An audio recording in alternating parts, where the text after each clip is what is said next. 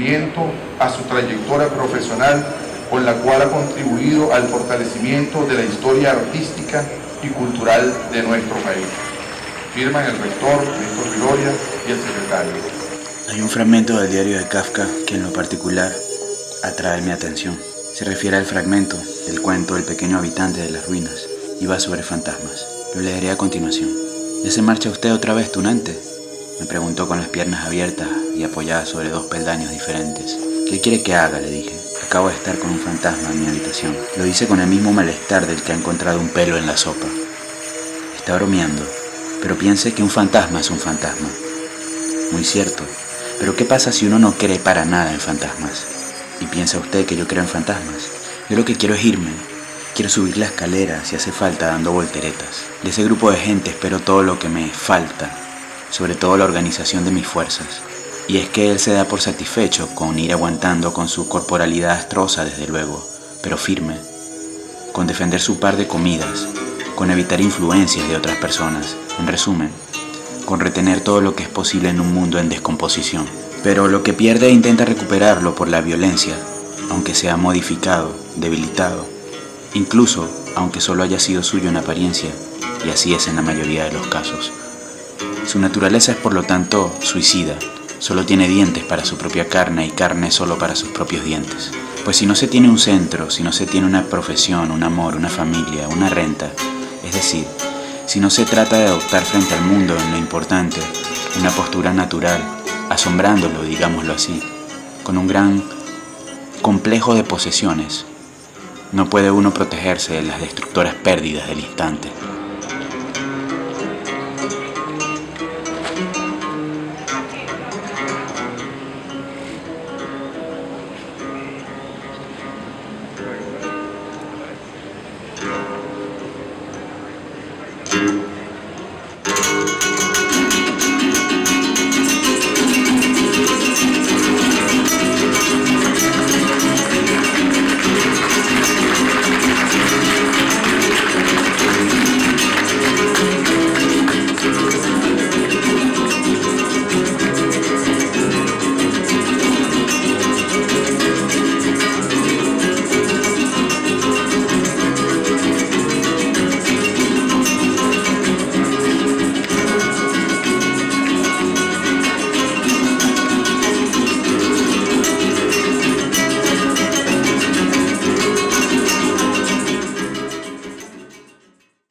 Pájaro que le colocaron como título menciones a esos pájaros, Gavilán y el pájaro. El Gavilán es un pájaro, bastón. El pájaro, cualquier cucarachero que despierta a la gente en la mañanita que a la señora mañana está cantando. La memoria de ese hombre ha sufrido tan poco como su imaginación, y ninguna puede mover montañas. Al fin y al cabo, ese hombre está fuera de nuestro pueblo, fuera de nuestra humanidad. Pasa hambre continuamente. Lo único que posee es el instante, el siempre prolongado instante de la tortura, tras del cual no viene la chispa de un instante de exaltación. Siempre tiene una sola cosa, sus dolores. Pero en todo el ámbito del mundo no tiene una segunda cosa que pudiera servirle de medicina. No tiene más suelo que el que necesitan sus dos pies, ni más apoyo que el que cubren sus dos manos, es decir, mucho menos que el trapecista de circo que además tiene una red tendida debajo. A nosotros, los demás, a nosotros nos sostienen nuestro pasado y futuro. Pasamos casi todo nuestro tiempo de ocio y gran parte de nuestro trabajo haciéndolos subir y bajar, manteniéndolos en equilibrio. Lo que el futuro tiene de ventaja en extensión, el pasado lo compensa con su peso y al final ya no cabe distinguirlos entre sí. La primera infancia se vuelve clara como el futuro y el final del futuro ya lo hemos experimentado en realidad con todos nuestros sollozos y es pasado. Así casi se cierra ese círculo por cuyo borde caminamos.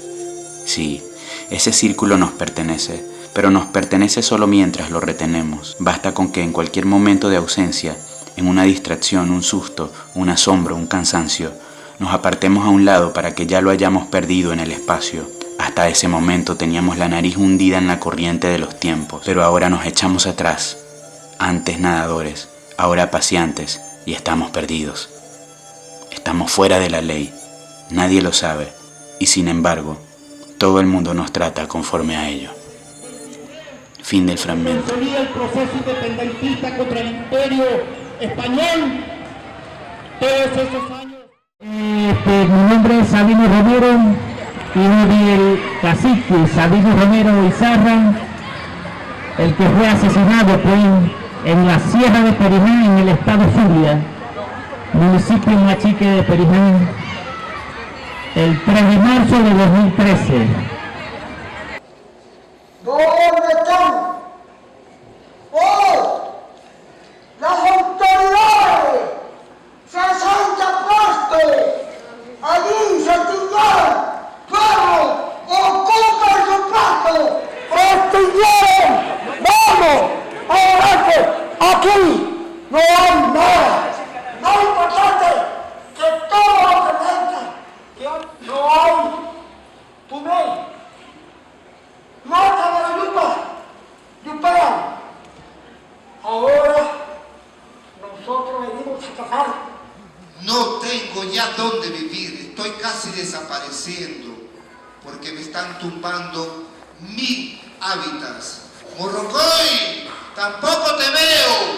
¿Dónde estás?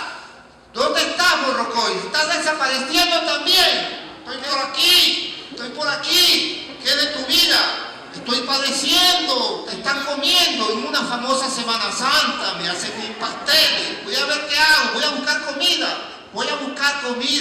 soy el águila más grande del mundo, que es de esa vida, de ese hombre. Invoco una vez mi nombre para que la muerte no venga. Nací allá en el río, Napoyeva, mi mamá, me tuvo en el agua sin que nadie la viera. Me saca y me carga y estoy aquí. Soy Prunca, Yanomama, camino en Pra, un pie tras el otro, para que nadie sepa cuántos somos. Ustedes son Nape, Nape. Yo no pido, yo no robo, yo no necesito nada, yo vivo en mi selva. Si no me molesta, es suficiente. Pero debajo hay oro, debajo hay coltrán. Me quitan el paisaje como mi hermana Pía. Y yo, ¿cómo haré si ella quiere compartir conmigo su cuerpo? Para que yo tenga fuerza como ella. Yo soy Prunca, Yanomama. Yo soy amigo del fuego. Si lo pongo así, hacia adentro, ¿cómo? Y si lo pongo en cruz, es para quemar el alma del Yanomama que se ha ido. Algún día me iré. Entonces, todos mis compañeros hermanos comerán el jerí, la sopa de plátano maduro. Y yo entonces estaré entre todos ellos. Pero tú, Nape, ¿qué comes? Pollo congelado. Como el cuerpo de ese pollo, hermano, todo ese cuerpo se va a convertir en ti. Tú congelado. ¿Qué comes? Cochino congelado. Pero hermano, cochino no camina. ¿Y qué come? Vaca, animal grande, 400 kilos. Y la convierte en tu mamá. Mamá, otra madre. Oh, Napi, tú compras, tú pides, tú robas. Tú Chari, tú Napi, tú no, Yanomama. Yo, Yanomama.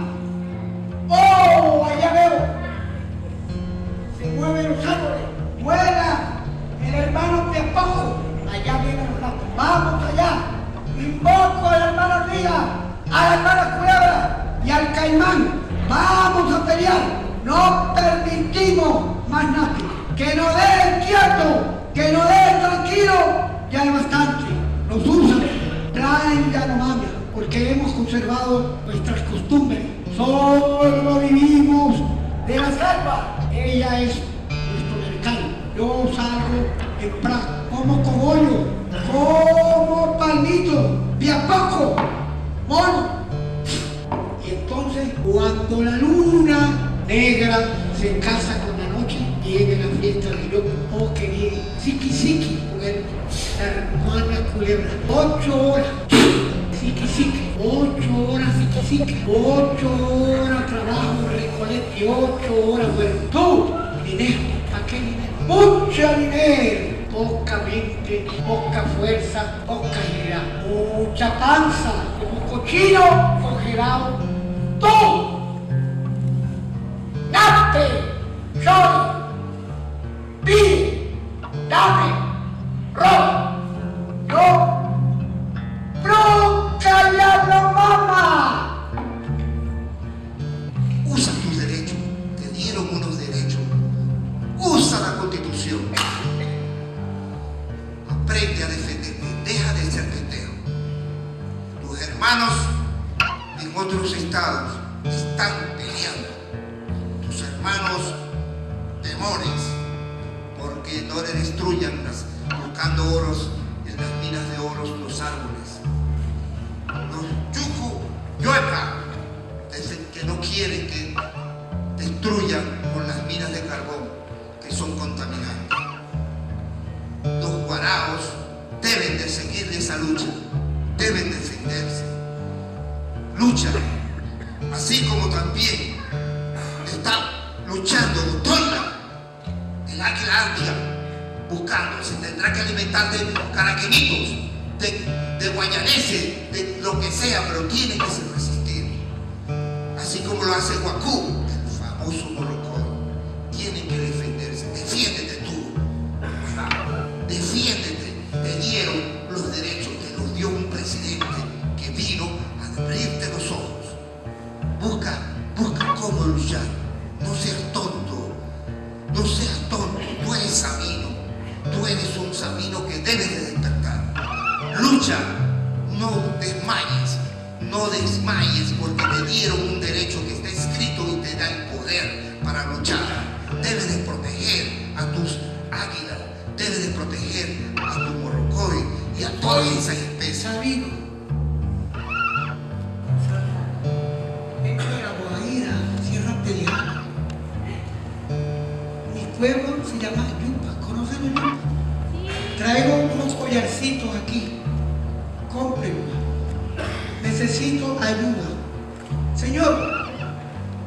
No me hace caso, se fue en el carro. ¿Y usted no me compra un collar? Te necesitan esa tierra, necesitas rescatar tus tierras, necesitas rescatar tu espacio, defender tu fauna. Esa águila existe solamente en tu país. Esa águila es necesario que la vean tus nietos, todos tus hijos, todos esos hijos que están naciendo hoy por hoy, ese caraqueñito que están naciendo ahorita, ese guayanés, ese apuleño, ese zuliano, todos ellos necesitan conocer al águila, a Toiga, a Yacú, necesitan protegerse, necesitan que se mantenga en pie toda esa tradición. Yo soy Sabino Romero. ¿Cuántos hermanos indígenas están allá luchando por su tierra, por su caño? Entonces quiere decir que no tenemos defensa. Sería que no tenemos leyes que ampare o que nos diga, nos oriente. No tenemos la Constitución. ¿Verdad? Tenemos esta Constitución. Y entonces cada uno que vivimos en Venezuela no tomamos cuenta en las leyes. Solo queremos disfrutar del mejor goce de ir matando, quitando terreno y no poner Venezuela a producir. Y lo que estamos pidiendo es producción para Venezuela, ¿verdad?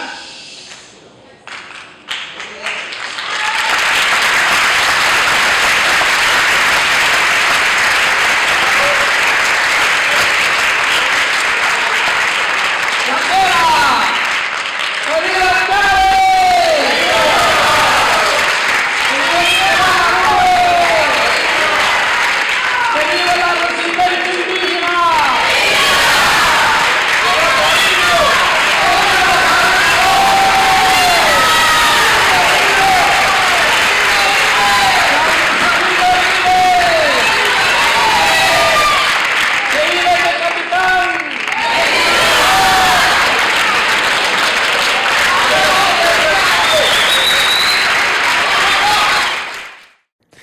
Continuamos con más información. En el Parque Ezequiel Zamora se realiza la juramentación del Comando de Campaña Constituyente. Luis Araujo con los detalles. Adelante.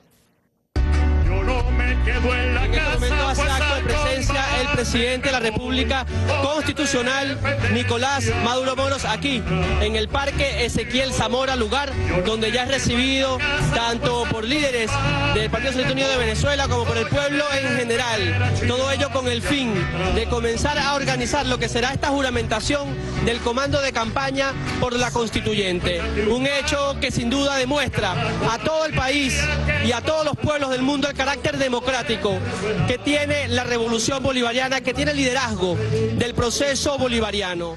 El Estado Mayor va a tener un jefe y yo les pido a ustedes que lo acepten.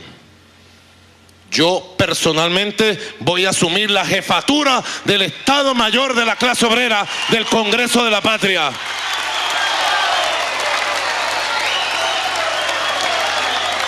Soy militante de la causa de la clase obrera y yo mismo la asumo. Aquellos que estén de acuerdo, levantar la mano en el Congreso de la Patria.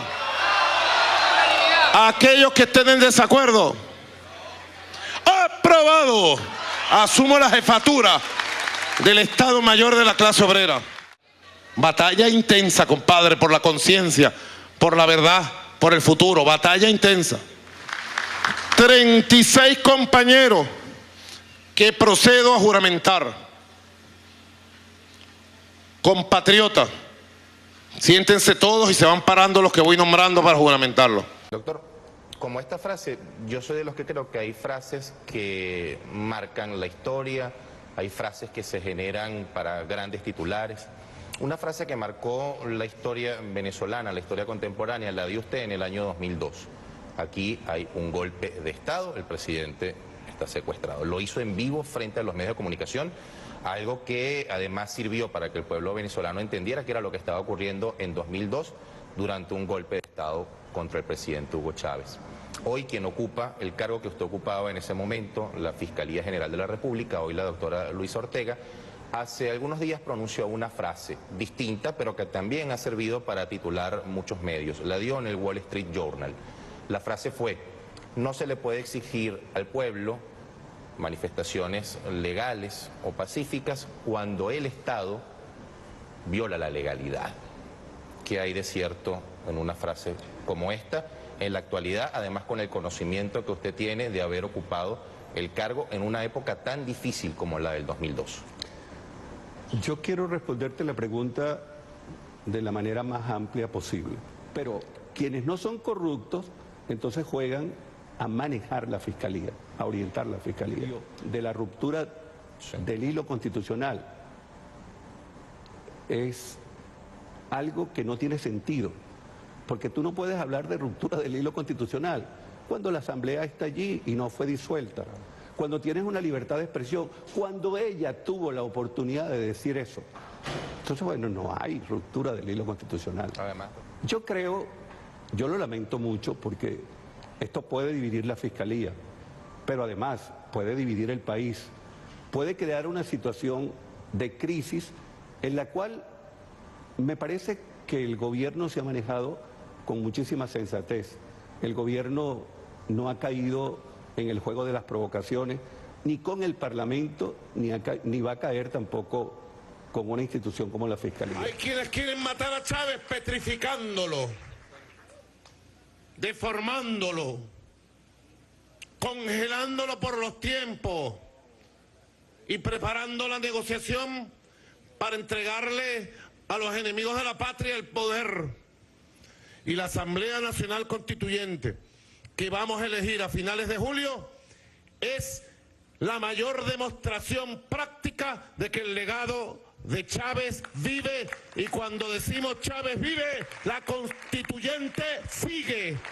La Constituyente vive. La Constituyente sigue. La Constituyente sigue y sigue. Esa es una verdad gigantesca. El desarrollo del capitalismo venezolano no ha seguido la vía clásica de lo que ha sido la sociedad capitalista, sino que nosotros hemos más bien conformado en el país una maquinaria de capitalistas, de propietarios que generalmente importan mercancía y la venden a un mayor precio. No son productores directos, es un capitalismo mercantilista. Es un capitalismo que siempre ha vivido y vivió debajo de la axila del Estado. El Estado corre los riesgos, invierte y lo financia. Es decir, este modelo capitalista que no ha dado en el blanco, que ha generado una sociedad brutalmente desigual, que ha generado los grandes cinturones de miseria, se apoyó en la Cuarta República en un modelo de Estado represor, en un modelo de Estado que cuidaba los intereses del capitalismo y que en ningún momento pensó en invertir el petróleo, a pesar de la frase de Pérez Alfonso y Lampietri. Si ese capitalismo de libre competencia lo describió Marx claramente en El Capital. A lo largo del tomo 1, 2 y 3, nosotros vemos cómo el modelo fabril arrastraba a niños de 4 o 6 años al trabajo manufacturero, que también las fábricas tenían talleres manufactureros que ya esbozaban. Esta gente iba directamente a engrosar de la fuerza obrera, y donde las condiciones de vida, de la producción de la industria eran muy accidentadas para el obrero, para los niños y para la cantidad de mujeres jóvenes que trabajaban allí. La salud estaba totalmente descuidada, el cuidado de los niños, que se nacían prácticamente para ser esclavos. Como lo diría Marx, el hombre era un esclavo asalariado. Y el motor de la historia para Marx no es otra cosa que la lucha de clases.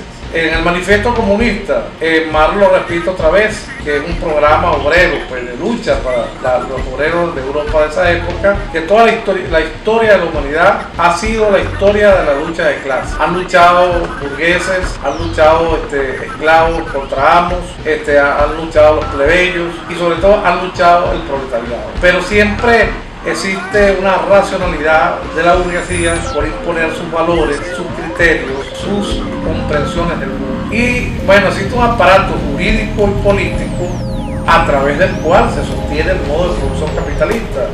Ese aparato jurídico político son las leyes, es el Estado con sus creencias, con sus visiones. Entonces, de tal manera que el trabajo en el capitalismo aliena. No es el trabajo objetivado del cual hablaba Hegel, de la fenomenología del espíritu, de lo cual estamos hablando. Es el trabajo alienado, es el trabajo que perturba, es el trabajo sencillamente donde el obrero no puede obtener ni siquiera los botones de la camisa que él fabrica o los botones del chaleco que él fabrica. La mercancía se le impone como un dios, como un tótem ante el cual él tiene que arrodillarse. El obrero hace el apartamento, pero él no tiene capacidad para comprar uno de esos apartamentos que él hace para que su familia se aloje allí en condiciones dignas. ¿De qué se trata esta lucha? Esta lucha venezolana que comenzó desde la insurrección de los blancos criollos contra los peninsulares, contra la España imperial, se continúa luego de la independencia y se producen lo que se llaman las guerras civiles, pero al unísono del pensamiento ilustrado que en un momento determinado encarnó el Libertador, empieza el pensamiento conservador a enarbolar sus banderas. Sus banderas estuvieron arriadas, estuvieron izadas más bien por Páez. Se le secuestró el derecho a la posesión de tierra a los campesinos, los títulos de tierra que dejó el Libertador no se le otorgaron, y comienza a fortalecerse una oligarquía criolla que realmente dará paso a las más horrendas dictaduras militares. A pesar de esto, en los comienzos del siglo XIX venezolano, vemos atisbos de nacionalismo y vemos también la aparición de hombres extraordinarios como Cipriano Castro, que tenía un inmenso amor a Venezuela y que luchaba justamente porque no fuéramos colonia. Incluso Venezuela fue invadida en 1902, si mal no recuerdo, por las grandes potencias europeas. Fue bloqueada. Nosotros teníamos una armada casi rural, pues, para decirlo de alguna manera. Teníamos unos buques pasados de moda. Entonces nos cobraban las potencias extranjeras las deudas que se habían producido y los intereses de esas deudas por concepto de la liberación nacional.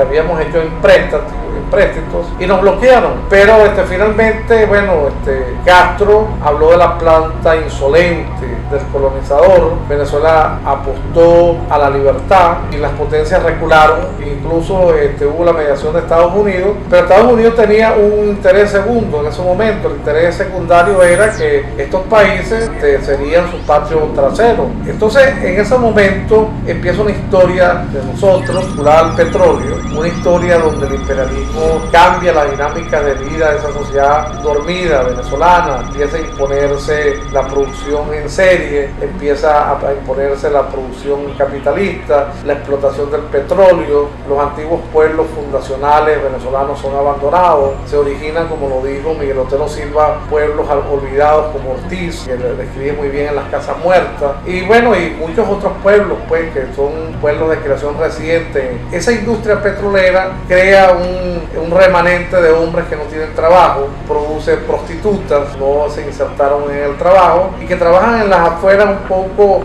laborando de otra manera, abre expeditamente el camino hacia los vicios, hacia el alcohol, hacia las drogas. Se producen cosas que nos conducen a la degradación. Esto lo denunció muy bien César Rengifo en un libro extraordinario que él produjo que se llama La Tetralogía del Petróleo. En ese libro él nos narra un poco el nacimiento de Maracaibo como zona petrolera, de Lagunillas, y cómo los accidentes petroleros que hay en esos momentos, cómo se afronta va surgiendo una clase media venezolana que se convierte en segundones de los extranjeros aquí, de los norteamericanos. Surgen los campos petroleros donde viven los gringos y pues en las barriadas al lado del campo, mucho más allá del campo, rodeando al campo, viven los que no tienen nombre, los que no tienen voz, viven los condenados de la tierra. Levanten la mano los que se van a postular para la Asamblea Nacional Constituyente. Levanten sin miedo. Levanten la mano. A la cuenta de 3. 1, 2, 3. Así es que se gobierna. Así es que se gobierna. Los 29 congresos de la patria. Ha llegado la hora para expresar todo el poder para el cual creamos los congresos de la patria el año pasado. Aquí están los sectores, mira. 79 trabajadores a postular los mejores líderes y lideresas. 5 empresarios y empresarias. 8 constituyentes indígenas. 24 estudiantes y jóvenes. 8 campesinos, 8 constituyentes campesinos y pescadores. 5 constituyentes de las personas con alguna discapacidad. 28 constituyentes de pensionados y pensionadas. Y 24 constituyentes de consejos comunales y comunas.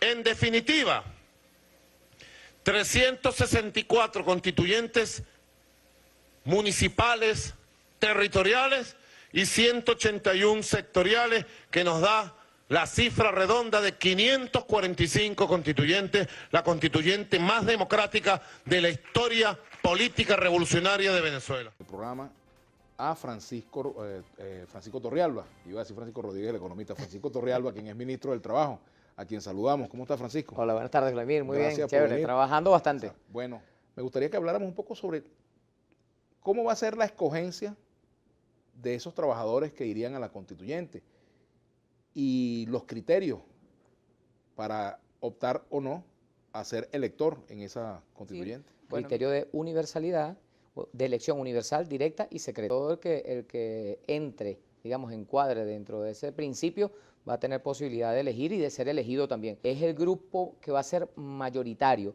por cuanto su base electoral, es decir, la cantidad de trabajadores y trabajadoras que cuenta para base de cálculo entre 83.000, le da al sector trabajadores, al sector clase obrera, el mayor número de posibles diputados y diputadas a la Asamblea Nacional. Que nosotros estamos trabajando lo que va a ser el perfil de los candidatos y candidatas de la clase obrera venezolana que respalda la revolución bolivariana socialista chavista y que respalda al presidente Nicolás Maduro Moro. Nosotros estamos tratando de elaborar un perfil, allí se nombró una comisión que yo coordino y estamos trabajando ya consultando con todo el mundo, porque dentro de la clase trabajadora hay a su vez un conjunto de subsectores, digamos, o columnas le llamamos nosotros, hablando en términos de Congreso de la Patria.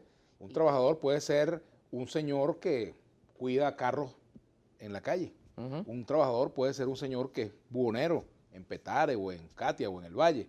Un trabajador es alguien por cuenta propia. O sea, ¿cuál es el criterio para determinar quién puede estar allí o no? Porque había escuchado que se trataba de aquellos que están inscritos en el seguro, en el Instituto Venezolano de Seguros Sociales. Nuestro planteamiento es que se tome como base la nómina, digamos, los registros que tiene el Instituto Venezolano de los Seguros Sociales por tener un carácter universal. Ahora, si una Asamblea Nacional Constituyente es por principio la representación de toda la ciudadanía, porque el constituyente somos todos, aquellos ciudadanos habilitados para votar, ¿por qué se establece esa sectorización de esta forma? Trabajadores una cantidad, militares no, docentes esta cantidad, por ejemplo, juventud, estudiantes, mujeres, en fin, indígenas. ¿Por qué esa sectorización? ¿Cuál es el criterio que privó en la comisión para esta sectorización? Fíjate, el carácter universal de esta convocatoria está recogido en el aspecto territorial en principio, más grandote. Con un criterio allí que a mí me preocupa, por lo menos. ¿Cuál es el criterio? Bueno, me preocupa el hecho de que, por ejemplo, un municipio que tiene 200.000 personas tenga el mismo número de constituyentes que un municipio que tiene 2 millones. Claro, ese criterio es el que permite precisamente que los municipios pequeños también sean escuchados. Pero es un criterio antidemocrático porque el peso de la población no se respeta. No, aquí lo que puede pasar es que precisamente esos municipios sirvan para compensar aquellas zonas donde el gobierno no es mayoría, que es el problema. Se supone que la representación debería ser proporcional. Si tú tienes, por ejemplo, una ciudad de 4 millones de habitantes, no puede tener, por Dios, la misma cantidad de constituyentes que una ciudad que tiene 300.000. ¿Dónde cabe eso? ¿Dónde está lo democrático de eso? Lo democrático está en la amplitud. ¿Por qué no se le pregunta al soberano si quiere o no constituyente y si quiere o no esas bases? ¿No es lo mejor para ahorrarnos tiempo, ahorrarle al país malos momentos incluso y para poner en práctica el principio de la democracia participativa y protagónica que está en esta Constitución y creo que en esa también, ¿no? En esta también, porque es lo mismo, en 1999 bueno. con su enmienda. Aunque usted no lo crea. Con alguien que piense distinto no es posible el diálogo, diputada. Y lo decimos nosotros por lo que nos pasa constantemente. Gracias, diputada. Tiempo. No, terminado. Pero se le terminó el tiempo. Pero usted no le dijo eso a Carlos Escarrá, que se tuvo como 20 minutos, media hora. Se le terminó el tiempo, diputada. Yo solamente voy a leer el parte de un salmo. Diputada, gracias, no esté leyendo nada aquí. Nosotros somos cristianos de verdad. Usted es una pecadora. Presidenta.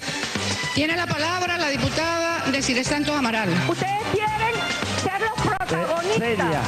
Bueno, yo voy a hacer una pregunta porque a ellos les dieron tiempo para hacerlo y a mí me van a dar tiempo para hacer la pregunta. Después pásalo por escrito, Cilia. Pásalo por escrito. Pásalo por escrito. Después de importantes. Tiene la palabra el diputado Pizarro, camarada. ¿Qué pasa? No. La ley es para todo el mundo, camarada. Aunque usted no lo crea. Vamos a darle lectura en este momento a una décima zuliana de origen añú, paraujano, hecho por Grezzi Atencio y con traducción de Esteban Emilio Mozoñi. Primero en castellano y después en añú. Puro vender y tener. Tenemos que entender que eres más de lo que vistes. Con el sol yo me refugio, entendiendo que el dilema es que nuestro ecosistema es víctima de un disturbio. El vital líquido turbio escasea y nos preocupa. Pero ¿de quién es la culpa? Si no existe otro culpable que el dejar de ser amable con la tierra que se usurpa. Ay kahupuru kani ner, ataturu uamia ner, ekahomi paut penkar. Anurite, nuri kai kai, ateite kapure eituru, uamma mai nawai apuru, nachaki amuro Okai, muhuru winkar, nipia nyunkai, hamai chan puru anota, haraoka tumauyota, pemane katumari, mamanen wekan, ketari, momokor, ewer ota. Esa oscilación entre fuerzas progresistas y fuerzas regresivas que ha sido como más constante en los últimos años en el continente y tal vez en el mundo. No podemos ser tan ciegos como para recordar una pequeña reminiscencia en este momento que tampoco la señora Dilma, ni siquiera Lula, ni tampoco Cristina, había hecho demasiado con lo que son los valores ambientales. Creo que es el momento también de hasta qué punto ellos son culpables o ellas son culpables por haber fallado y fallido, ¿no? En relación con la exigencia de las verdaderas fuerzas sociales progresistas y revolucionarias en cuanto a una verdadera transformación que no solamente resuelva cuestiones geopolíticas, y yo prefiero ahora particularmente casi extender en un vocabulario para la geopolítica, la geopolítica. Porque el teórico semifascista del siglo antepasado, geopolítica, ecopolítica. Bueno, cada uno es la institución que vamos a así, se ha suicidado porque le están invadiendo sus tierras y no hay forma, el gobierno es ciego y sordo y un gran capital sin nadando de sus propios aguas medicinales. En la Argentina, sobre todo en el norte de Argentina, donde están la mayor parte de los indígenas de Mataco, los indígenas del Chaco, etc. Porque en eso ya los indígenas de la Patagonia ya prácticamente están extintos. Porque queda mi Argentina, que es enorme. Y me parece que de acuerdo no mis opiniones, sino las propias fuerzas indígenas que hacen vida en la Argentina, bueno, no hacen más que quejarse y bueno, pueden ser radicales, peronistas, peronista A, peronista B, peronista C, etc. Más o menos la situación sigue igual, y ambientalmente coincidería. En Brasil, la destrucción, la deforestación, realmente no podemos eximir de culpa de los gobiernos llamados revolucionarios y progresistas en las tremendas crisis ambientales y el maltrato hacia el campesinado, hacia los indígenas y una serie de conflictos no solamente no resueltos, sino ni siquiera planteados, ni siquiera planteados. Prácticamente ni siquiera para la fuerza progresista el problema existía como tal, sencillamente era despachado como algo de segunda o tercera categoría, ¿no? Pero entonces, porque ellos mismos se desprenden de sus propios aliados, porque entonces la alianza es sincera, no es transparente, no es completa, porque por un lado se les echan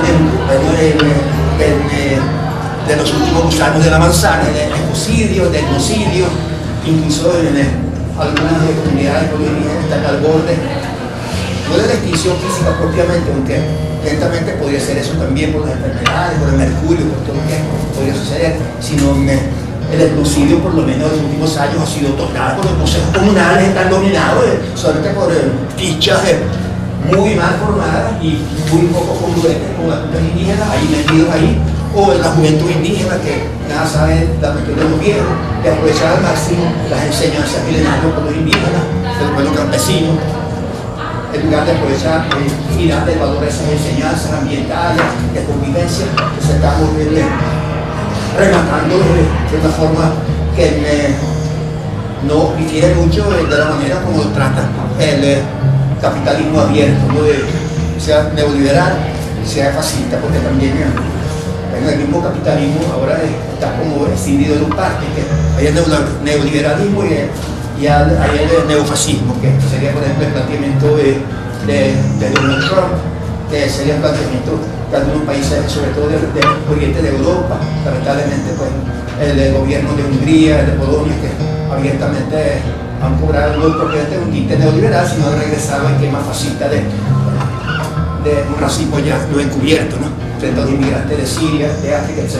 Tampoco vamos a conformarnos con análisis simplistas que si el neoliberalismo Obama no es igualito a Donald Trump, defendiendo ningún tipo de política norteamericana, pero no son cosas iguales, ¿no? El caso de por ejemplo, triunfar Donald Trump, a mí no me extrañaría que volviéramos a una nueva etapa con una reedición el tipo norteamericano de una escalada hitleriana. A mí no me extrañaría si pasara eso.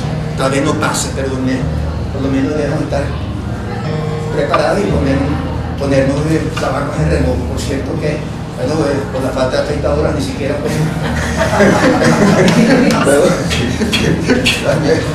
bueno, la explotación ilimitada del mal llamado arco minero es la peor decisión que el gobierno alguno haya tomado sobre el presente y el futuro de Venezuela. Por ejemplo, nos explicaba el ministro Jorge Arriaza, en Guri se estiman 38 millones de quilates de diamantes en los sedimentos que están en el Guri. Ningún país del mundo ha intentado una mega minería de tan vastas proporciones como se está haciendo ahora en nuestro país, poniendo en entredicho la soberanía nacional. De manera que de 1.111 toneladas de sedimento que podemos sacar, más de 37.000 toneladas contienen, se pueden rescatar por sus características de minerales como el diamante y el oro. Correcto, y 28 millones de onzas de oro, que son aproximadamente 1.145 millones de dólares a los precios actuales. Así es. O sea que es un ganar-ganar. Estamos esperando esos realitos para resolver nuestro problema porque no se quiere plantear la cuestión del dinero robado, de los centenares de millones de dólares que se llevaron y que ni siquiera se plantea como problema, sencillamente es un tanto, sencillamente no habla de eso, es otro, bueno, otro antipatriota, otro vende patria porque menciona la cuestión de la corrupción en términos reales y no solamente como una cosa genérica, ¿no? Para eso es que estamos trabajando nosotros. Y no cesamos en nuestro trabajo. Se ha tratado de instalar en nuestro país un modelo de guerra asimétrica, no convencional, y llenar de odio, de violencia y de muerte en nuestro país. En el momento en que, por ejemplo, empezamos a hablar del arco minero, el ministro de Interior nos confunde con la ultraderecha y entonces somos bueno, eso invierte las cosas. O sea que las víctimas no son los indígenas, no es el ambiente. Las víctimas del arco minero y entonces el señor ministro de Relaciones Interiores entonces dictamina que el arco minero es inatacable, es como un ícono de la patria, y la patria está representada por el arco minero y lo que nos pongamos somos simples traidores. Puedo decirlo hoy, 2 de junio, Venezuela está triunfando. En Venezuela estamos ganando la paz. Por encima del odio, de la violencia, Venezuela está triunfando.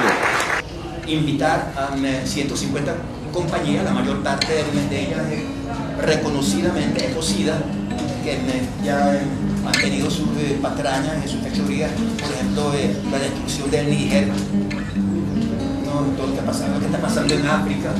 Justamente, digamos, uno de los mayores apoyos lo estamos recibiendo del Congo para hacer lo que ellos han hecho, por unos 20 centavos, así, para jugar con el Evangelio, 20 monedas de plata, porque estamos exponiéndonos así.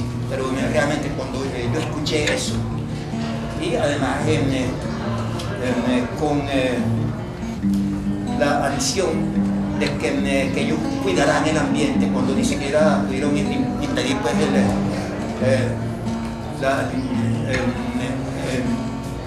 el asesinato, la masacre de Tumeremo, por ejemplo. Si eso es el ecosocialismo, yo prefiero morirme de una vez. Si ese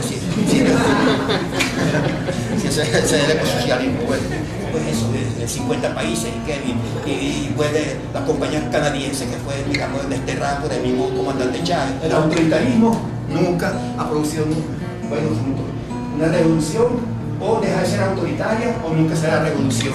Si no es así, si es una sola persona, puede ser el más genial, puede ser un genio, pero si ese genio está solo y él es un Olimpo autoritario, desprestigia cualquier otro tipo de opinión, aunque no oye lo demás, igualito fracaso. Y las autocríticas siempre se hacen como genéricas. Sí, nos hemos equivocado. ¿Y qué? A veces nos equivocamos, pero importamos eso. Vamos a seguir por donde vamos a seguir por ahí. ¿Nos hemos equivocado? Sí, ese es humano. Bueno, vamos a seguirnos equivocando, pero nada, no se concreta nada, ¿no?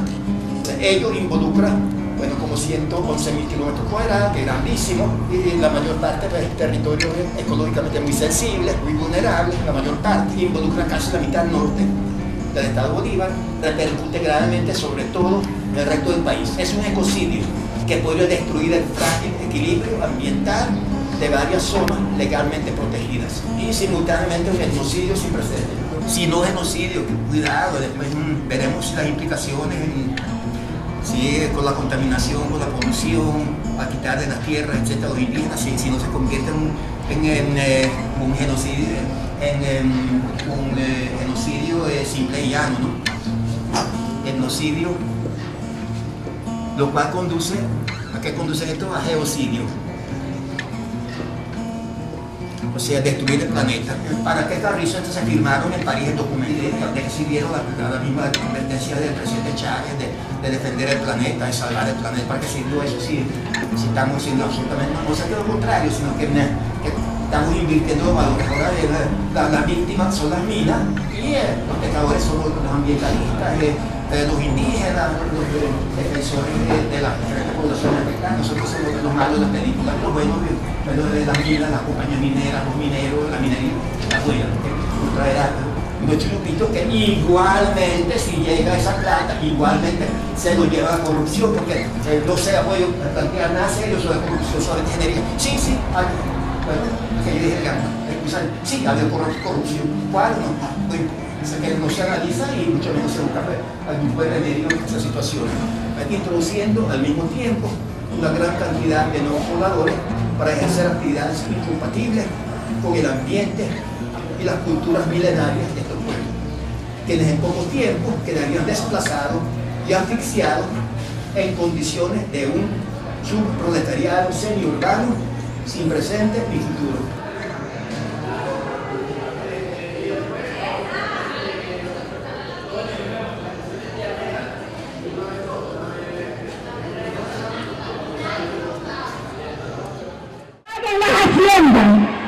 Que les paguen, porque ya cuando Sabino estaba vivo, todavía no le han pagado las haciendas.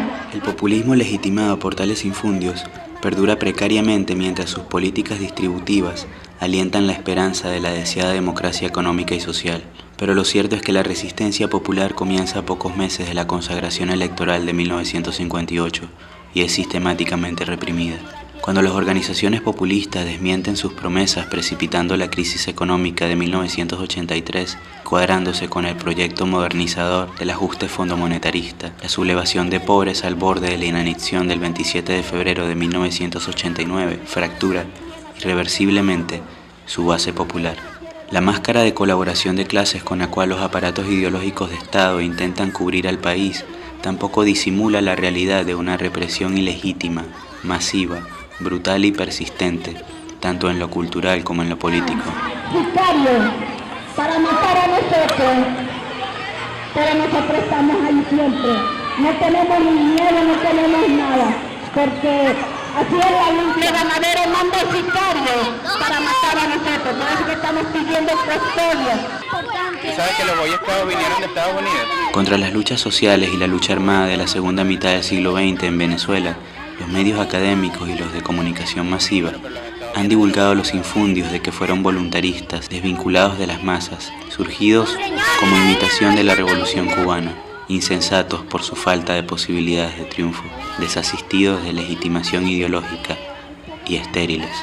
La más somera verificación de los hechos revela, por el contrario, que la intensificación militante de las luchas sociales surgió en Venezuela como consecuencia de una profunda e insoluble crisis económica y social que ya había provocado en 1958 la caída de la dictadura neopositivista de Marcos Pérez Jiménez, que fue la coalición gubernamental de colaboración de clases de socialdemócratas y socialcristianos la que primero recurrió a la violencia al reprimir sistemáticamente a sangre y fuego, desde comienzos de 1959, las protestas pacíficas de trabajadores y estudiantes, que el gobierno deslegitimó al intentar enmendar la pérdida de su mayoría parlamentaria, ilegalizando a los partidos opositores y secuestrando a sus dirigencias, que cerró sistemáticamente a los sectores progresistas toda posibilidad de acción legal, empujándolos a la clandestinidad mediante suspensiones de garantías que duraban años, confiscaciones y cierre de publicaciones, el encierro en campos de concentración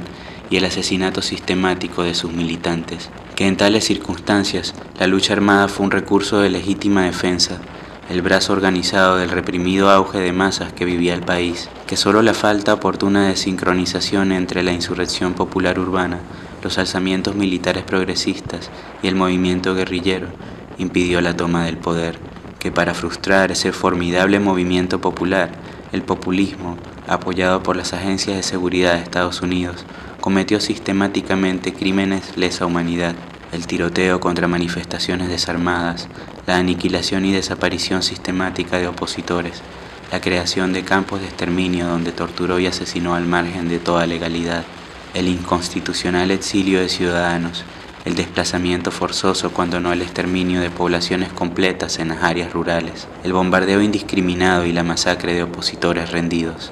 Que el sistema que así se defendía era inviable, como lo demostraron el colapso financiero de febrero de 1983 y la masiva insurrección popular contra la aplicación de un paquete del Fondo Monetario Internacional en 1989. Que, en fin, aquellas luchas fueron el preámbulo y la condición necesaria del renovado auge de masas de los años 90, prólogo y sustentación de una nueva vía para Venezuela y América Latina, que se abre en el umbral del siglo XXI. Estas palabras pertenecen al escritor venezolano Luis Brito García. Quizás ya las haya olvidado. Chucho el Roto. La historia de un hombre que protegió a los pobres y luchó contra la injusticia. Entonces estos ni cumplen las leyes de la democracia burguesa porque son sindicaleros, todos estos sindicaleros haciendo elecciones. Se pasan 30 años. 30 años empiezan a buscar cosas y el que le hable de elecciones le caen a cabilla. Sí. Es que con la muerte, el asesinato del comandante Chávez, sus hijos volvieron a retomar el camino que en el 58 llevó a la pérdida de la posibilidad de avanzar hacia el socialismo y la revolución. ¿Por qué? Porque las viejas tesis del etapismo, del desarrollo de las fuerzas productivas, de que no hay condiciones, conlleva a hacer pacto con la burguesía, que termina atrapando la posibilidad socialista. Es lo que está ocurriendo hoy en día.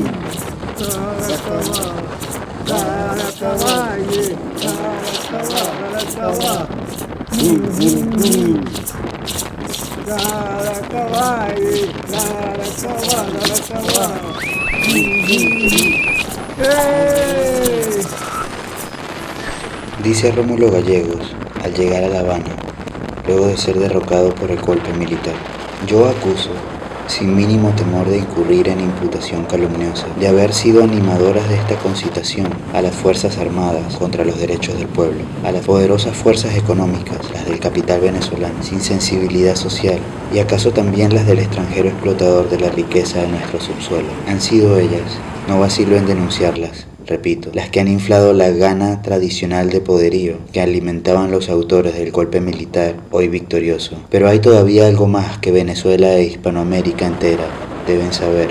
Aquí ha ocurrido un acto más de la tragedia que en nuestra América viene padeciendo la democracia. ¿Quién maneja esta máquina de opresión que ya se ha puesto sobre nuestro continente?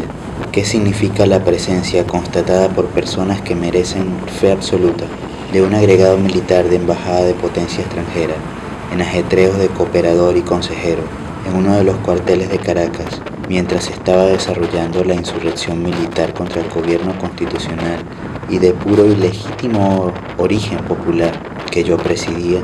¿No ha sido pues tal insurrección un accidente de nuestra vida política de suyo propicia a las conmociones de este género, sino un síntoma más sobre la América de nuestra lengua y de nuestro espíritu, de algún propósito prepotente de impedir que nuestros pueblos afirmen su esencial característica democrática y desarrollen libremente su riqueza para obtener su independencia económica, a fin de que no puedan decidir su propia suerte histórica como pueblos soberanos?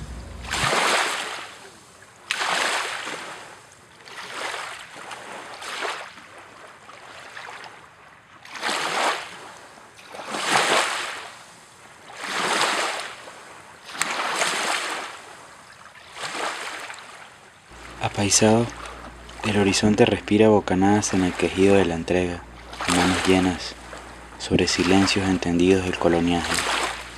Ecos huecos en procura de revocar sustratos, respira bocanadas como el vapor, eleva el hollín, Encuentro sin búsqueda, sin necesidad de entenderlo. Incluso si toda tu historia es una farsa, sigue siéndolo encuentro sin búsqueda.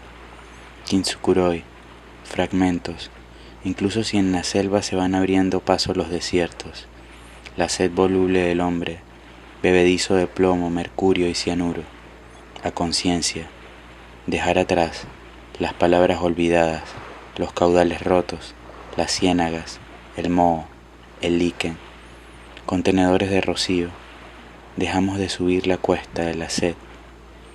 Atrás deja el punto, la línea cerrándose sobre sí, para luego encontrarse infinitamente en rotaciones breves. Bebemos agua, mira, hacia allá eso es San Félix, y de ahí agarran el agua para surtir San Félix, imagínate, y aquí hacia arriba se surte de agua potable Puerto Ordaz.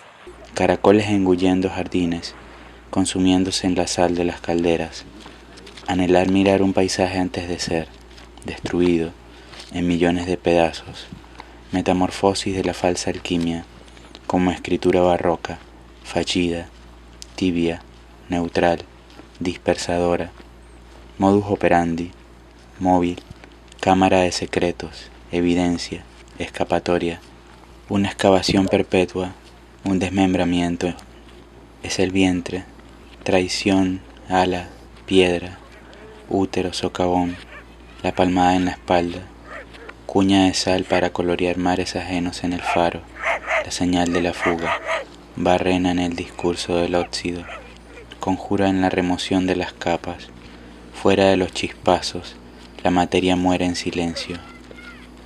Tuve que acercarme para así poder escuchar lo que él estaba cantando. Él estaba cantando esa canción. Si un cuerpo encuentra otro cuerpo atravesando el centeno. Tenía una voz bonita también. Una 357 en la moneda de la vida de Juan. Juegos suicidas. Ruleta rusa en un campo de prisioneros en Vietnam.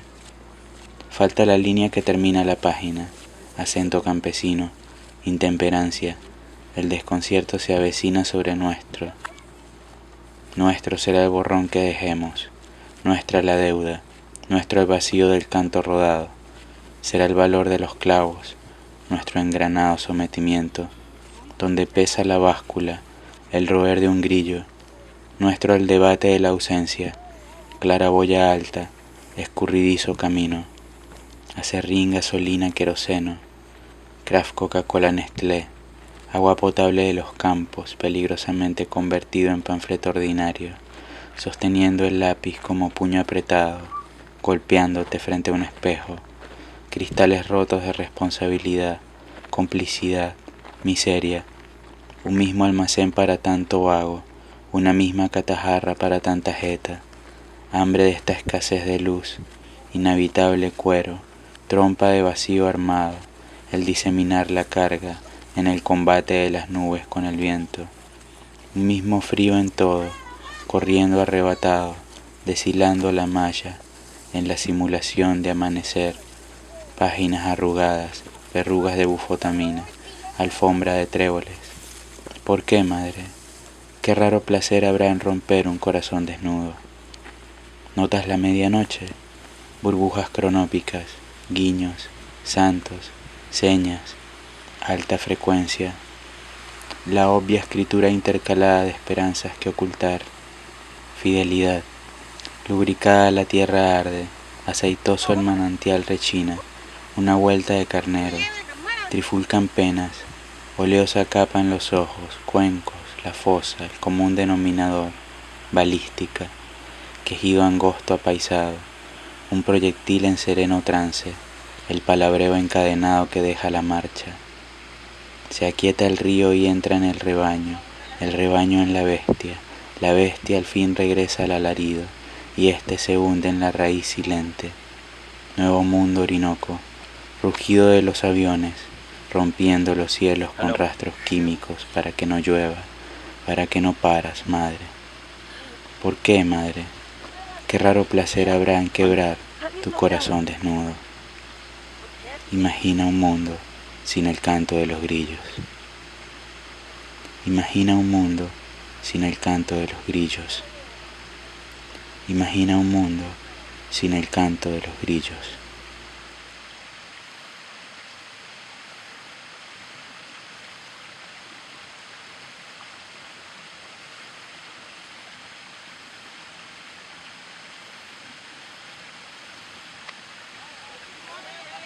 En los mitos siempre hay algo de verdad, por no decir todo en ellos es verdad para quien sabe escuchar.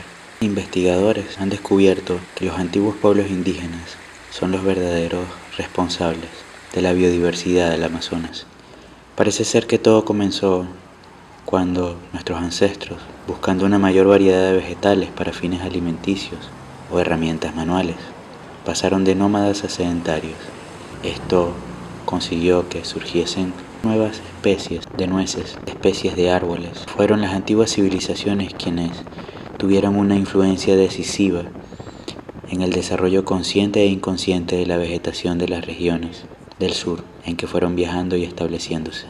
El gran valle o tierra de los cerros, Huecta, con las extensas sabanas regadas por el Yuroní, el Tiricá y el Aishá, donde se elevan los grandes tepuyes, tras los que se oculta Wei, el sol. En estas tierras vivían los 5 primeros hermanos, Macunaima, Sigüe, Huacalambé, Atziquilán y Manapé. Fue este último, cuyo nombre quiere decir semilla de melón, quien descubrió el árbol del mundo. De este árbol surgían todas las frutas. Fueron estos hermanos quienes se encargaron de distribuirlas en una historia hoy ya olvidada. A esta historia está relacionado este gran cerro, la Gran Piedra, conocida como la Madre de las Aguas, Rorigua, o Roraima, como hoy se le llama, el gigante de la llanura, que ve pasar silenciosamente, tiempo tras tiempo, soles, lunas y hombres.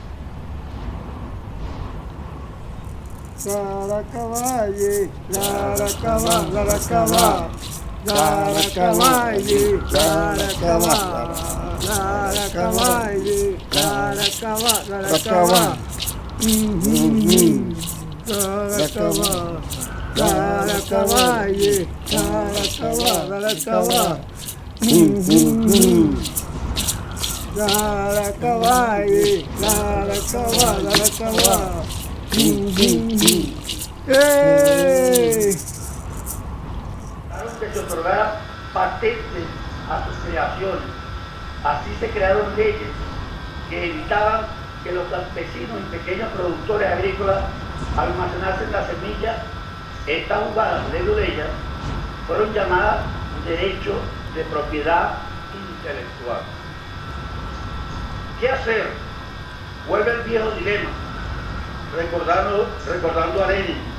La aparición de un creciente monopolio industrial internacional va acompañado en la actualidad de una fuerza humana impresionante, el proletariado internacional industrial, que también es consumidor de lo que produce. La lucha es inevitable e histórica y ya está pasando. La crítica política al fenómeno debe acompañarse de la acción voluntaria organizada desde las comunidades para romper la cadena de destrucción, biotech y muerte, salvo procesando elementos o incidiendo genéticamente en seres vivos. Por tanto, el consumo de alimentos ricos en estas particularidades es antinatural. Solo enriquece el bolsillo de la plutocracia supranacional bancaria, que igualmente morirá